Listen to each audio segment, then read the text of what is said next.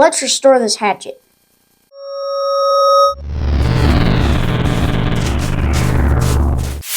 So this hatchet has rust built up on the blade because it's so old, and it's pretty textured, so I think I'm going to be able to take most of that off with some sandpaper.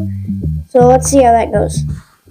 Now this is 240 grit sandpaper. Now I'm going to wear a mask just in case.